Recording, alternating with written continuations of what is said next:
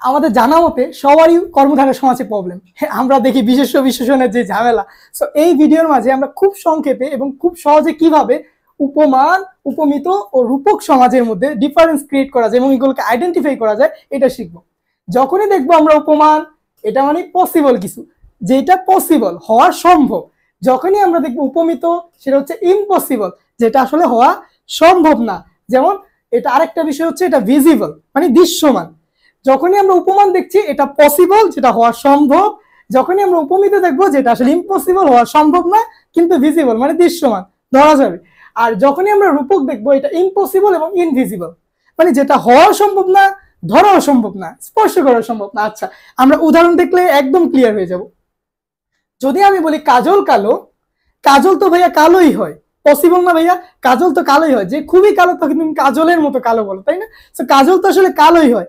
আর আমরা জানি কর্মধারয় সমাজে কি তুলনা করা হয়, তাহলে এখানে কাজলের সাথে কালো তুলনা করা হচ্ছে না, কোনো ব্যক্তিকে তুমি তুলনা করে বোঝাও। তো এইটা কিন্তু আসলেই সত্য যে কাজল কালোই হয়।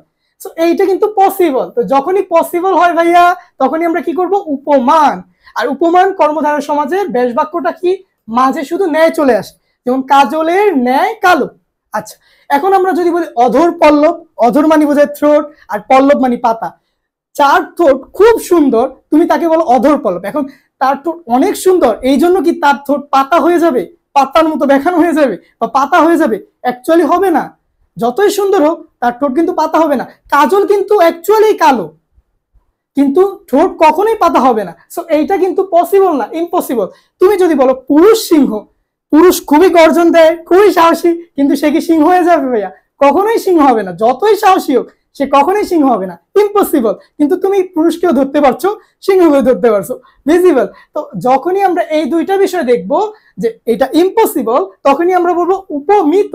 যেমন এইখানে ন্যায়টা চলে আসবে শেষে, অধর পল্লবের ন্যায়, পুরুষ সিংহের ন্যায়। আচ্ছা, এরপরে যে বিষয়টা আছে বিষাদ সিন্ধু, যখন আমরা দেখব বিষয়টা হচ্ছে ইনভিজিবল এবং আমরা দেখবো যে এটা ইম্পসিবল। কিরকম ইম্পসিবল?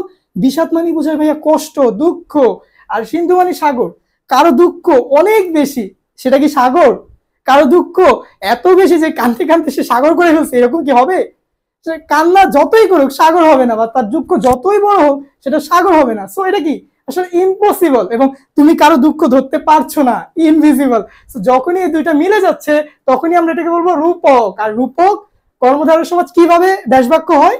মাঝে রূপ শব্দ চলে আসে, যেমন বিষাদ, রূপ, সিন্ধু। সো আমরা আজকে উপমান, উপমিত ও রূপকের মধ্যে ডিফারেন্স দেখলাম, কিভাবে আইডেন্টিফিকেশন করা যায় দেখলাম। আশা করি তোমাদের ভালো লাগছে।